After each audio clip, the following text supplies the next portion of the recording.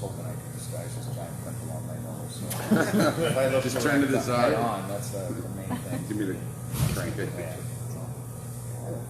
Because that's real, remarkable. Yeah, that's good. Except you just pronounced it. That's okay. I know. Sharon was not bad They're not getting any prettier. So the other day. Do you need a haircut? Stupid bugs. Is there Yeah, I think I do. Or something. I love this shit. Fruit flies? I I knew you were a little weird. Hey. yeah. I got you. you just see people start rolling in. And, Yeah. yeah. Yeah, we usually try to wait for the few people. What did you got here? I got them. Typically, what would you expect as far as viewership on a Maybe 300, 400 last time that I know of. During active, it gets up in the 300, 400, 500 range, and then overall, I think the grammar one was 7,800. Yeah. Yeah. So, Yeah, I'm sure it's an exciting time for Komets fans, and they want to know what's going on too. So this one will probably be pretty widely watched. yeah.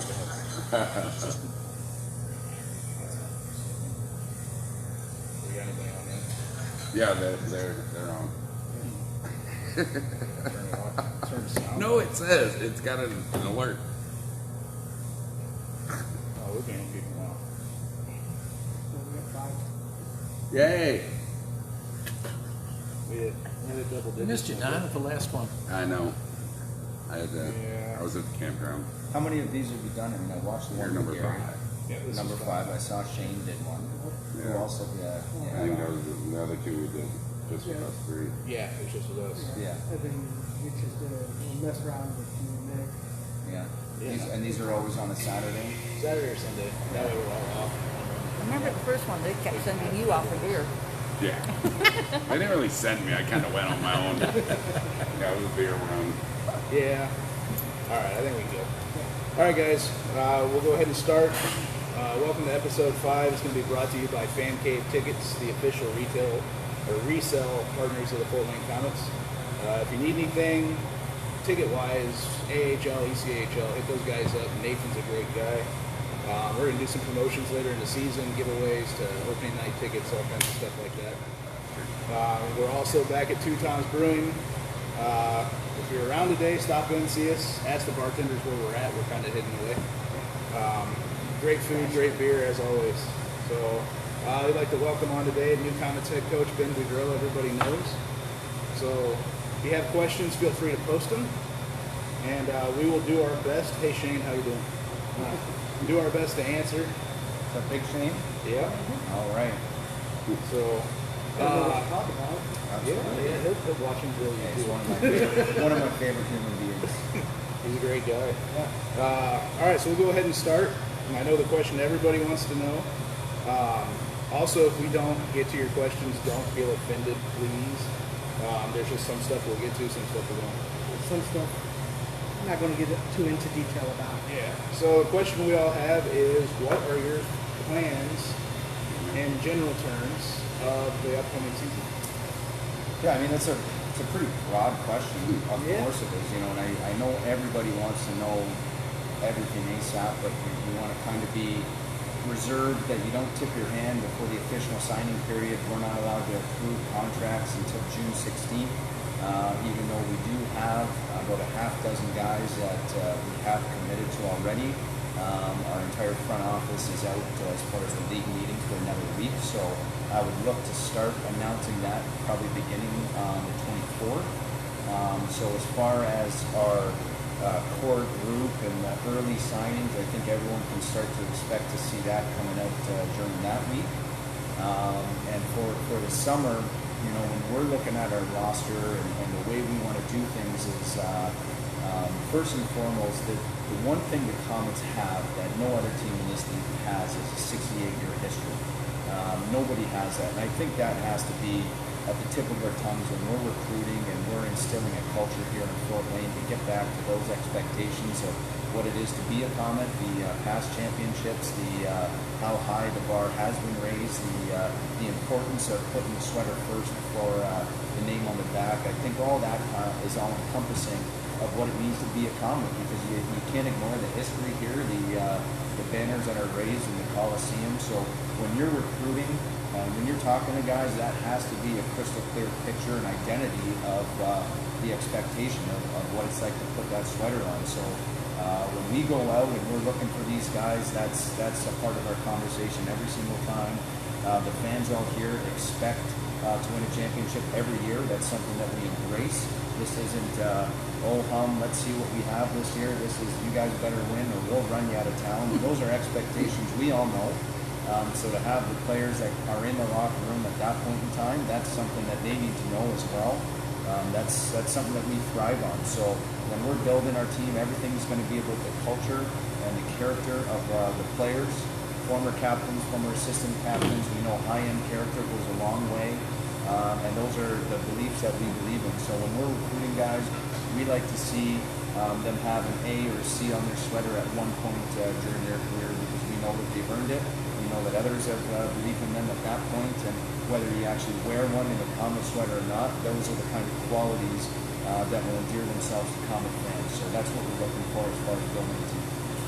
Just real quick, got the thing going, making it a little hard for people that hear. Okay. Yeah, So you speak gotta- up and yell, and that's all right. We'll try to be loud here and make sure everyone can hear us. And Use the coaching tools, right? yeah, All right, we got some questions already. I'm going to give you a funny one just up front. It's from Yeah. Shane. from Shane, Yep. He wants to know, I can only expect what's coming right now. So I'm very interested in what's happening. more salt or pepper in his hair? Oh, he's just perfect the way he is. He's got a perfect combination of salt and pepper. He's just fine the way he is. He has a lot of practice with that pepper mill there, so that's pretty good. There you go, Shane. Throw some more. All right, here's a couple more. Mark Shepard would like to know, what things can you take away from your dad's experiences, and how did Gary help your development to where you are now? The Gary thing, you know, he's born and bred in Fort Wayne, and coming here, you know, I've never worked with somebody that grew up in that city, so it was he's been a part of this culture ever since he's been a kid. He was part of those 3 championships in a row with Al Sims. I was actually just looking up pictures from my days in Flint, and I saw some where I was on the ice and he was on the bench. But coming here, you know, a lot of it wasn't X's and O's to begin with, but it was being a part of that Fort Wayne culture and that history, and that was something that he lived every day, was those expectations of living up to the Komet greats. And he had a lot of success, and that was something that he did by example of showing that passion and pride, and never being satisfied. He never wanted to accept the loss. So that was something that, you know, you can only learn from firsthand experience, and he was phenomenal at that. It's just, you know, he wore his heart on his sleeve, and you knew exactly how he felt because he wasn't afraid to show it, whether it was good or bad. So, you know, just seeing that firsthand of, you know, the emotion that goes into each and every day, because he would live it outside, he would carry it with him on a daily basis. So just the understanding of what it means to be a Komet that you could only learn from somebody who's been here in those shoes before you. So that's hats off to Gary, because I thought he did a phenomenal job at that. My dad's experience here in Fort Wayne, when they had some great season, it formed some of the lifelong friendships he's carried on to this day. John Anderson was still reaching out the other day, offering me congratulations on taking the new job. He was at my sister's wedding. They were best friends, you know, for a long, long time. And when you have success here in Fort Wayne, that's going to carry on for the longest time that you can imagine. So the thing he tells me is that if you win in Fort Wayne, there will be no better place in the world to win than as a Komet. So you look at those things and you know you're in one of the best places. There's high expectations, and that's what you want. And so our goal here is no different than any other year, is to hoist a cup at the end of the season, win the last game of the year. Alrighty. So, I know there's going to be some stuff that you're iffy on answering completely. Some people want to know the guy with the new C on the jersey. Yeah. Do you have an idea of who you would like? We- No name, obviously. But Like I said, we again, before the signing period starts, we don't want to tip our hand, and until anything is official, we don't want to lean in that direction. But we do have contracts in hand that we've agreed to. As far as our captain goes, you know, we identified who we thought that may be a long time ago, somebody Komets fans are familiar with. Those are ongoing negotiations, so our fingers are crossed because we believe he endorses all the same qualities that our captain Jamie Shasma has had over the last 4 years. I know that's a sore point right now. I understand those questions are going to come up, and that comes with the territory, the decisions that have been made. But we have identified who we think that would be a great captain, somebody that the fans are well aware of. But again, until anything is official or anything is signed, it's all speculation right now. So we hope we can get a deal done, because I know that it'll be an exciting time for the Komets, and it'll be an exciting summer if we can get those guys to agree to terms. All right. Let's see. I don't know if that question is the same. We'll skip that Yeah, we'll question. skip that. Yeah. You guys have anything you want to ask? We do have a live audience, so any questions? Throw it on the spot. I want to know, what structure are you going to make us different? 2 or 3 years ago we went big. Last year we went small. Yeah. But as far as structure, Robbie Fatorik, who I coach with in my 3rd year, he won Stanley Cups in New Jersey and Boston, and this guy's a legend, one of the top 5 coaches in U.S. Hockey Hall of Fame. He said something to me on the first day, and he took over 18 games into the season for former Comet Rod Aldoff, and he said something to me that stuck with me. I've used it in my presentation this past weekend, but everybody has a different system, a different idea, and every coach believes something different. So there is no single right way to coach this game, and there's no wrong way. It's just getting the guys to buy into what the coach is saying. It's just the way the coach wants you to play. So whether we're big or whether we're small or whether we're fast or whether we're slow, if we can get a team buy-in, a commitment from every individual of what it's like to play in Fort Wayne and those expectations, and we can find a way that they can live up to those expectations, no matter what we do, I'm sure we're going to be fine. I was at Game 4 in Toledo.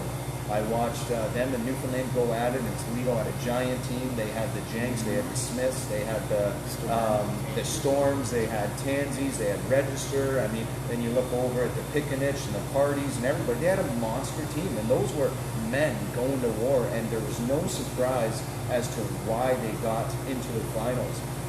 Ideally, if you can be big and you can be fast and you can be skilled and you can gel as a team, that's all the right recipe. But we all know that that's not the real world. You're not going to get the perfect game plan. So whatever identity that we do have, whatever is assembled, the kind of players you get from your affiliate, the recruits that you believe is part of that culture, you get them to buy in. You have to get them to understand what the expectations are, and that's through preparation, planning, and meeting. And so whatever it is that we have that's assembled come October 12th, they will know exactly what the expectations are, what the game plan is, and to go out and execute. So I know that's a pretty broad and generic thing, but that's right now, before we can even officially sign a player, you'd love to have every check mark, the big, smart, everything, in there. But that's just not the way the hockey world works sometimes. So, of course, you have a hit list where you try to check every single box off there, and you do the trickle down. Okay, this guy's not available, it's on to the next one. So, for me, in a recruiting effort, and I know I can speak on behalf of Olivier and David and Michael and the entire Comet organization, the character in the room and the culture, embracing the culture, is going to be at the forefront of our efforts in recruiting. The character cannot be underestimated of what it's like to be a good teammate, to want to go to war with your brothers in that room. I'm going to block a shot for you because you're going to block a shot for me. And I know I'm going to work hard on the back check because the goalie stats are just as important as the offensive stats. And that kind of culture, if you can do that kind of culture, I think the success is infectious. That those kind of things of wanting to do it for the next guy become infectious, and that's what you have to instill in everybody, is the belief that you're not putting yourself first, that you're putting the jersey first, and team success brings individual success. It's not the other way around. Okay, thanks. That was going to be my question. Anybody? That was like a 5-part answer Yeah. right there. I think I might have, Gracious. You covered done a some couple ground things there. Yeah, so I know. Hey, my father's nickname was Gabby. Sometimes they kind of start nut to see doesn't those fall same far from the tendencies. tree, you're Yeah, apple saying? doesn't Yeah. fall from the tree there. I know you could go for a while talking, but just a kind of a quick rundown of your experiences, kind of coaching, where you've been. Yeah. So we know a little bit about Ben Boudreau. Yeah, no problem. I was 28. Sorry, I'm going to even rewind a little bit. 10 pounds, 6 ounces. When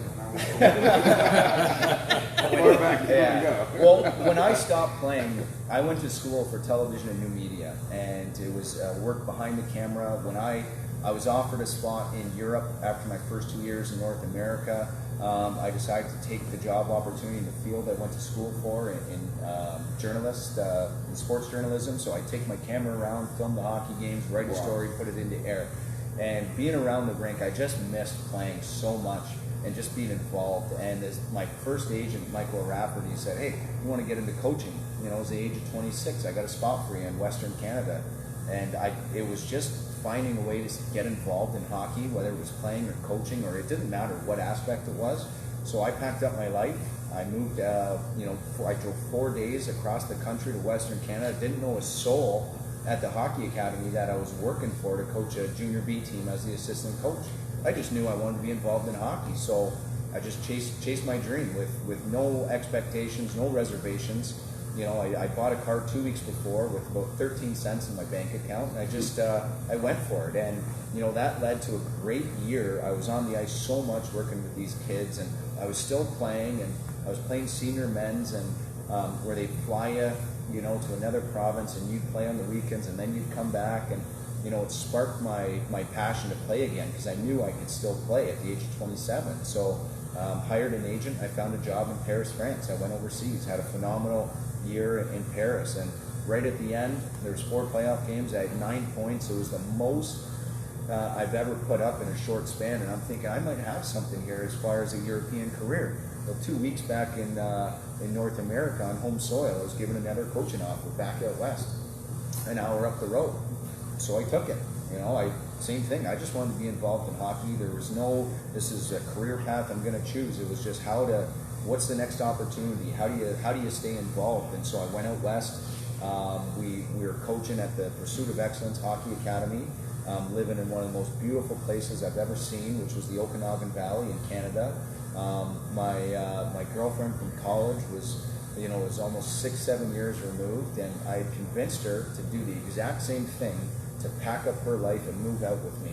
And we hadn't really spoken in almost 4 years, besides a couple, hey, how are you? How are you doing? And I knew what I was doing, but she's completely gambling when she's coming across the country. And so she packed up. She had a dog. Ironically enough, his name was Benny. And so this is my 2nd year coaching. She moves in with me. We just went blind. We said, if we're going to date, we're going to get an apartment. We came out, and so I'm thinking we're going to set up our life and chase the dream out there. And when I flew back out east in Ontario, I was presented with a coaching offer with the Edmonton Oilers to coach in Bakersfield. And they said, this is more of an opportunity. This isn't going to be an ideal situation. We're going to offer you $15,000 for the year. And we said, it was late August at the time when they offered it to me, and they said, we need to know within 24 hours. And I wasn't scheduled to fly home for another 72. And so I took the job without even telling my girlfriend, who had just left her home and traveled across the country to be with me. So I'm telling her, hey, hon, I got to talk to you when I come home. And she's on a girls' trip, and she's thinking, uh-oh, what does that mean? Typically, she thinks, there's trouble in paradise, and she thinks I'm coming home to break up with her. But I said, listen, I've been presented with an offer. I took it. If you want to come with me, I'd love you to come, but you can't work in the States because you don't have a visa. We're making $15,000. We have 2 car payments and a dog to look after. And she said, oh, okay, let's do it. Wow. She didn't even think about it. That's And we awesome. dove head first, because she knew what being involved in hockey really meant to me. And it was just a dream that I had no idea where it would take me or how it would take to get there. But we followed it. We went to Bakersfield. We found a way to make everything work. After that season, Edmonton presented me with a second year on the contract, not a lot more money, and they switched the team from Bakersfield, California on one coast to Norfolk, Virginia on the other coast.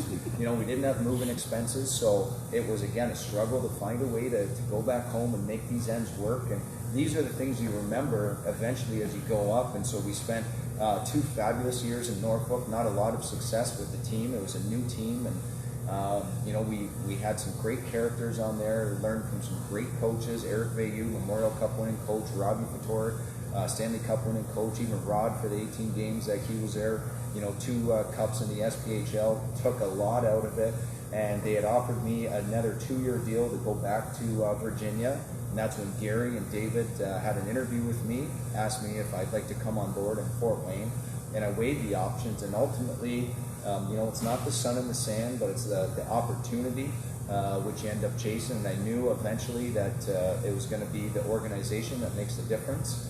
So I accepted the Fort Wayne deal, and I moved my 8-month pregnant wife into Fort Wayne. The first thing we did was have a child on the first day of training camp. Great timing, but it's been, we were welcomed with open arms here in Fort Wayne. The culture, the organization, everybody bent over backwards for us to accommodate us. We obviously had a ton of success in that first year, 1 goal away from a visit to the finals, which was heartbreaking to lose, especially lose in that fashion. But it was really exciting to come back, and we were presented with an offer to work here in Fort Wayne. And obviously, we still finished in the top 9, so we were in the top 3 or top third of the entire league. And truly, that's where I kind of understood what the expectations are in Fort Wayne, because a lot of teams would be satisfied with that finish of finishing 9th overall in the league, 3rd in the division. But it was hey, hun. I have the comments there. His wife just. Yeah. This guy likes to. But that's where we found out. Hey, this town, they like their winners and they're never satisfied. And obviously, with the coaching change, it's terrible because it affects one person one way and another person another way. But I appreciate everything Gary did for me and my wife, and his wife Melissa Graham to really help us with open arms here. And now all of a sudden we're sitting in this chair. So that's kind of the path it's taken me. A lot of different cities and a lot of miles on the car and trials and tribulations, but we couldn't be happier to be here in front of you today. Awesome. Hopefully you can get a new car, since the Western Canada days. Yeah, you guys know that story. That car's still sitting out there. Really? Yeah. Wow. So that's been through a ton. It's a good luck charm. Yeah, it is a good I'd luck never get charm. rid of that car. Yeah. That's life stories. Yeah. That's hilarious. You found it. Yeah. I know. And that's the pot calling the kettle black, if I've ever heard anything. Okay, she's telling me I like to talk. I can't get a word in with her, so that's. You think you did? Can't wait to see you this afternoon, hon. I gotta talk to you when I get home. Yeah. Oh, that's good stuff. Well, Gary Rue says that the room would be awesome because he's coming back. So Yeah. yeah, I played with Gary back in the day. So Well, like the same people that worked in the front office when my father was there. I mean, they have the same sort of 30 years ago. The loyalty that the Frankies have to everybody is something I don't know if everybody knows, but they're just terrific people. And when they put the Komets, as close to the heart as they do, they want to keep those people tight to them. So, Gary Rue and everybody in the front office, the Chuck Baileys and Tammy, Jody, Nancy, all the same people that when my father was here when I was a 7-8-year-old. I mean, the loyalty, it's unbelievable. So they really treat you like family here, and that's I can attest to that because it's been wide open arms. that's what Petey told me too. He said that he's never played in the place or been anywhere in the game at all. That he feels like he can go to the office, sit down, crack a beer if he wanted to, and just have a good talk with anybody in the office. And that's why I think you see so many people retire and live here. I mean, Olivier Legault, it's just, he's now the assistant coach. He won 2 championships here, met a girl, 3 kids. He wouldn't want to live anywhere else in this world. And that's just from the ownership top down, the way you're treated, the way the fans endear you, especially when you have success. If you have success here in Fort Wayne, they'll do whatever they can for you, and that's why this place is so special, and that's probably why you're leading attendance, phenomenal organization, and you have a ton of great stories too. So that's we want to win here. We know that, not the opposite. Yeah. So you worked with Rod then, right? Yep. I worked with Rod Pensy. Pensy, Awesome. yeah, That great is guy. a great guy. He's a hockey genius when it's behind the scenes. But, Yeah. okay, well, let's kind of get away a little bit more from the Komets since we've kind of covered everything that we can. Tom's watching. Hey, Tom, thanks for letting us use the place again. Thank you, Tom. Great beer, by the way, too. I appreciate that. So thank you very much. I'd show that mine is gone. Yeah. So let's. So you obviously played for a long time, growing up. Did you go juniors or college? I did juniors. Yeah. And when I was 20, I didn't have like those Division scholarships, Division I scholarships or anything like that. But I knew I wanted to go to school, so took the school route and still played recreationally for those 3 years. And then in my third and final year, I joined a senior men's team where we would travel to local circuits, retired pros and current guys still trying to go pro, and that's what got me back into hockey after those 2 years off. So what's some of your favorite? As we've all been told, you have a lot of good stories. What's some of your favorite moments as a player? Like the most fun you had, with the guys? we had a lot of fun. When you're playing pro hockey, you have a lot of fun. There's some pretty cool places. You really look at like where it takes you as a hockey player. I mean, I was just telling everybody here some of the places that we've lived and some of the places you get to visit. So I mean, there's a lot of fun stories. But just from playing, I've lived in Flint, Michigan, and Lafayette, Louisiana, and I signed a contract in Dayton where we spent a month, and Wichita, Kansas, Charleston. Longest month of your life. Longest month of my life. Yeah, I stayed a year for a month in Dayton. But Charleston, South Carolina, unbelievable. Paris, France. All these places, and then the places it takes you when you're on the road. I mean, it's unbelievable. But my favorite moment, that I remember, which is near and dear to me, and it's not a funny story, but it's a really cool story because I have the puck in my office. But my father, which I know a lot of Komets fans are well known, when he got the job in Washington halfway through the year, he was promoted from Hershey, their AHL affiliate, and he won the Jack Adams Trophy that year. Best coach in the NHL. And so the following season was my rookie season, and I was invited to. Through my old man, we got the invite to go to rookie camp. So we went to the Washington Capitals rookie camp, and from there, I went down to the Hershey Bears main camp. And this is where he had won a Calder Cup 2 years removed, lost in the finals a year before.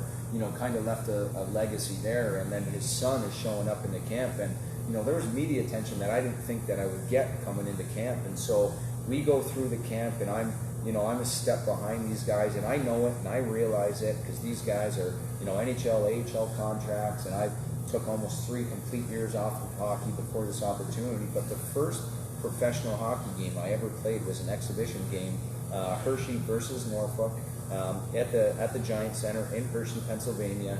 It was an off day, so my father drove the 2 hours down from Washington to see, my first pro game. And in the second period, I scored on the power play. My first pro goal in front of my father in the same rink that he won a championship in 2 years removed. It was such a cool feeling. I didn't know what I was doing on the power play, but I found myself on there. I threw a hope puck at the net, and it could have been the slowest shot you've ever seen in your life. But they don't ask how, they just ask how many. And it was such a cool thing because I remember looking up at the Jumbotron, and my dad leaped out of the chair, a solid 1.5-inch leap, and after the game, I didn't know the effect that it would have, or even the story that it was at the time, and it didn't sink in. But they opened the doors, and I'm looking. Semyon Varlamov was the goalie in Hershey at the time. Mike Green was in Washington at the time, and all these guys that I had seen, the David Steckles and everybody like that. I seen some of these guys that were in the room, Jay Beagle, these popular NHL guys, and I'm thinking all the media is going to want to talk to them. And we scored 5-2. I had 1 goal. And the doors opened, and they flooded to me. And I couldn't wipe the smile off my face. It was such a cool feeling, because that was the time it hit you. Like, hey, welcome to the pros. And I thought that was a a really cool moment when you look back. I got the puck. John Walton did an excellent description of how everything went, and so to start your career off like that, I thought that was probably one of the coolest moments, because my father and I have chosen the same business, and so our schedules conflict throughout the winter. We don't get to see each other the way every father and son would typically get to interact. So to have that moment right there, that'll never go anywhere. So to start the career off, I thought I couldn't have started off any better. And then I was cut a week later, but it was still fun at the moment. It was still fun. That's really awesome, though. Yeah. That's great that he was there. All right, so remember you played in Flint. What are some of the stuff that you remember doing? Like, what was the fun thing to do after games or something in Flint? Not gonna show. Well, Besides not get shot at. we would probably drive 40 minutes outside of Flint if we wanted to have fun. The university, was up there in Lansing. We'd go to Lansing, and Tyler Howells lived in Ryan Miller's house, which was an unbelievable house. So we all had somewhere to crash if you wanted to go out as a team. And Craig Sescon lived across from me. I was roommates with Armando Scarlato, who's sort of an international star right now, who's coming out, and Shaz was on that team. We'd all go out. It was just a great time, and so those were a lot of the cool things in Flint. We'd probably go up to Lansing and spend a ton of time up there, with the university crowd after games. But believe it or not, though, as tough as it is when you're in the moment, those are the stories that you remember. And I signed a contract in Dayton that summer, so I didn't start with Flint. I still played 57 games that year, and Peter South brought me in about 10 games after. And I heard the stories that the owner of Flint kind of just backed out in a 17 league in training camp and took off to the Philippines. And so all the league did was guarantee our salary. It didn't say you're going to get sticks, you're going to get this, you're going to get that. Everything everybody would kind of expect at a professional level. And so here you have guys buying their own sticks at the store, asking for discounts, and at a certain point things run out. We had 7 pucks for practice at one point. We had no gum. We had no towels. Our rookies are doing laundry. It was unbelievable, what you kind of think of when you see what the expectations are somewhere else. And we were, as a team, we said, do we go on from here?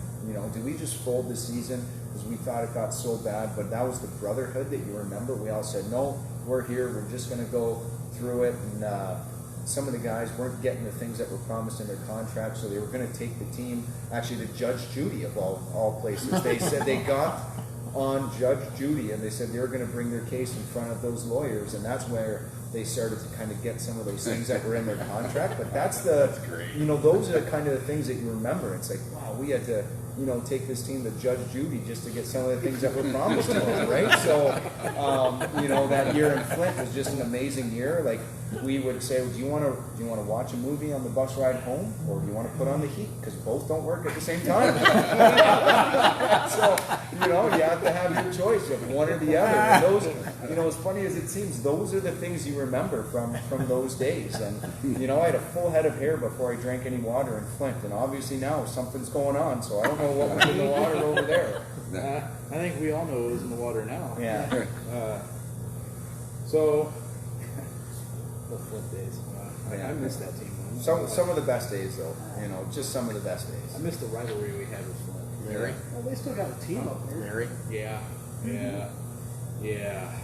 Well, I was just pulling up pictures, and I went deep into the archives, and I saw some old Flint photos versus Fort Wayne. I actually just sent one to Schrocky where I tripped him, and I had a guilty smile on it. Like I got away with something. So those are the fun jabs. And I sent a picture to Chris Kovalik, if anybody remembers the fighter from Flint. I do. I had a lot of battles, and here I am kind of covering my face on the ice, and Chris is being punched by the ref in this photo, and I see Gary Graham in the background screaming at me on the ice. And so those are some really cool memories of those Flint days. We just, That's awesome.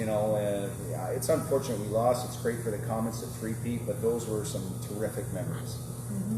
That's right. That was you guys. Yeah. Yeah. So, all right. So you talk about hand over face and stuff.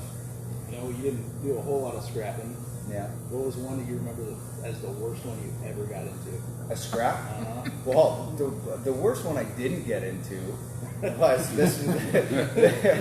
I was scratched for this game because, look at me, I was not a fighter, but our captain, Chris Bogus, I don't know if you remember Justin Sawyer, but Sawyer Oh, yeah. knocked out Bogus and broke his nose in a Bloomington game versus. And then so I've never seen it, but our coach in intermission drew up a play on how to start a brawl. It wasn't a this is how you score. He put the backup goalie Nick Niedert in.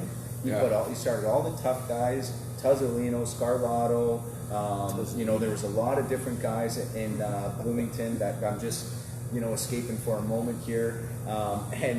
We went out there, the first opportunity, we literally drew up the play of how to start a brawl for the same guy. And so we scrapped. Of course, I'm on the bench watching everything. And then the whole next week, we played Bloomington on Friday in Flint. And it was just, we seek revenge. We're coming out. And we had 1,000 people every game. But next Friday, we had about 5,000 packed house because of what it was. And so I got the scratch. They brought in some fighters. And it was just melee. The guys in warm-up, they were trying to start a fight. We had a guy shadow boxing in our dressing room trying to get geared up for the class came down in between the benches. The coaches were going at it. It was just wild stuff. And I was on the mic with Joey Batano announcing the game. That was a pretty cool thing. But my first fight was against Muskegon. His last name was Bisick. I don't know if it was Brandon Bisick or what his name was, but it started out a brawl. One guy paired off, two guys paired off, and I knew I was close enough where I'd look at a guy like you, and then I was like, who's smaller than you? And I picked the first guy I could find, which was Bisick, and I didn't hesitate because it was either punch or be punched. And so I threw a punch, it hit him, and I pushed him on the net and tackled him, and I said, okay, I'm safe. that was my first brawl that I got into, but I found the smallest guy, so that was kind of how it all started, so that was funny. That was funny. It seems like you guys remember some of those stories. That was funny. That's all. It's funny. I remember the Flint Bloomington thing. Yeah. I remember that. That was nasty. Yeah, that was good stuff. There's YouTube videos of that all over. Yeah. Oh yeah, it's on YouTube. And even like in the playoffs in that year, I remember I chopped Leo Thomas in the back of the ankles. I think it was in game 1 or something like that, and I thought I got away with it. He skated all the way down the ice and hit me with an elbow, which just knocked me right out. And that was in the paper. And Leo and I still joke about that, but those are, that stuff you can kind of move on from. But that's the game within the game. A lot of fun. So Leo was our captain in fencing when I was there Yeah. my first year there. Yeah, great guy. Yeah, well, I'm glad to see him doing well down in Macon. Mm-hmm. All right, so what's some of your best? Somebody asked already? What's one of your favorite memories in the coaching so far? Like, or story like you like to tell everybody?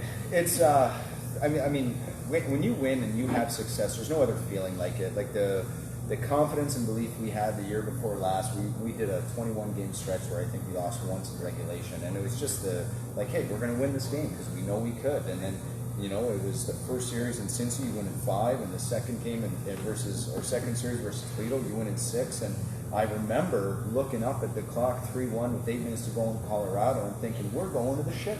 And it was a learning lesson to know that nothing is final. After Sadowski scored that goal coming out of the penalty box, I looked up and I'm looking at 9 minutes on the clock, up 2 goals. We were playing spectacular. I'm thinking, we're in there. And of course, the next goal happens, a freak incident where a helmet comes off. We've got to change. They capitalize. They score one late, and then in the overtime, and just the gut-wrenching feeling of having it ripped from your soul, thinking, okay, we've got the team to win this all. And it is so tough to get to where you are and to have that success. And the days and the effort and the sacrifices players had to put in to get there. And I thought we had reached it there only to be snatched from you right before the buzzer went.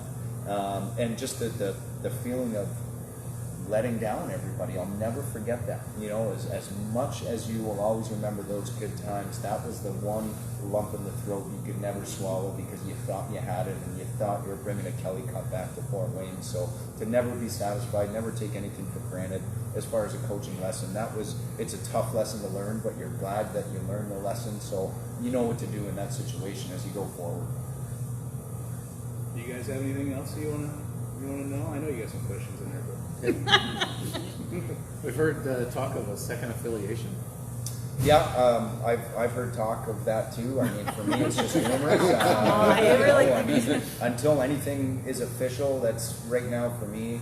You just know with what you go with, and I don't even know if we have one affiliation yet. But those kinds of things you put in trust of the ownership group, and they know what they're doing. They've had tons of experience in doing that. So if and when it is announced, that we'll go there. But I believe just our focus is on making sure we do have a affiliation. And I know David and Michael are doing everything in their power to get that done. So for me, this is just a, you recruit the team. You don't rely on your affiliation, because I've seen it firsthand in Edmonton that they say, we're going to give you 3 spectacular players up front, 2 spectacular defensemen, and a great goalie. Well, then not a single player shows up, and you've got holes to fill. So the way we're doing it is building our team with East Coast contracts, and then if and when you have American League guys that are sent down to you, it should make your team better, and it should create internal competition.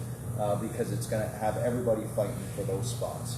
So we're going to build this team without the because again, that's all up to the affiliates. That's not who they're going to sign for us or anything. We have to target the guys that we want on this team, and if and when that's part of the affiliation, sometimes you get what you want, sometimes you don't. But if you build your team with the mindset that this is who we're going to go to war with, that creates good internal competition. You also mentioned in one of your articles in the interview that you build a team from the goalie out. Yeah. Any ideas? Small, Yeah. big? I mean, the guy who can stop the puck the most often is typically who you want. And, to me, it doesn't matter. Okay. The style. You look at Dominic Hasek, and everyone's unorthodox, but he stopped the puck, and that's what you want. And you see Michael Hauser, he was goalie of the year this year. I don't care how he did it, he stopped the puck. There's a lot of great goalies out there. Alex DeBow, I don't know if a lot of people know this, but he won back-to-back national championships. Mm-hmm. Yep. I love the kid. I absolutely love the kid. I think he loves Fort Wayne. He was a Comet. And there's a lot of things that have to happen, before that happens. But he stopped the puck. He made a great impression. So there is a target list, and we've had a plan in place for a long time. But there's a lot of things that have to happen to get every single player that you want. But that's a very, very important position.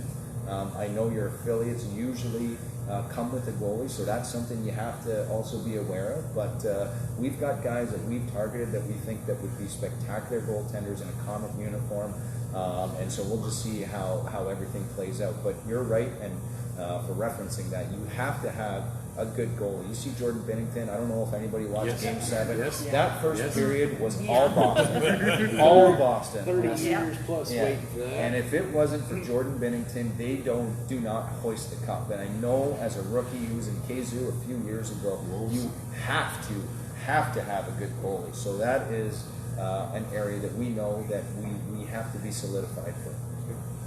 Gary made the best statement about Bennington when he was here. He said it's the only goaltender in his entire career that he ever wanted to go in the hallway after a game and beat his head against the concrete.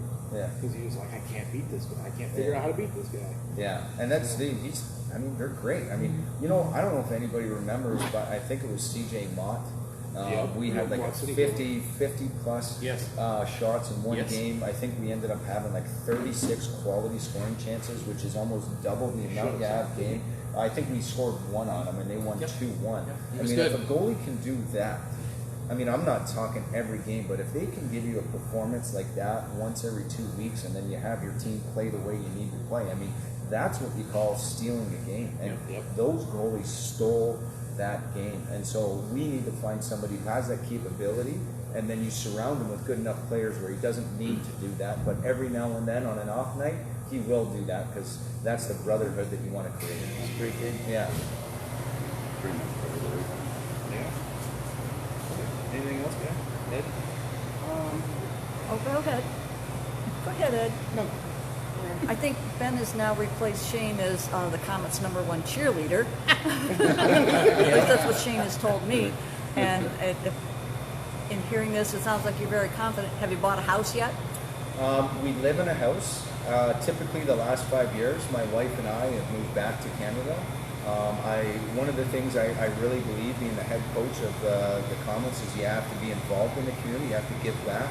We just did our first 3-day hockey school. We took our template from our family hockey school in Niagara for 37 years, and this was something that I said, listen, we don't do enough of this. We have to get involved with the youth.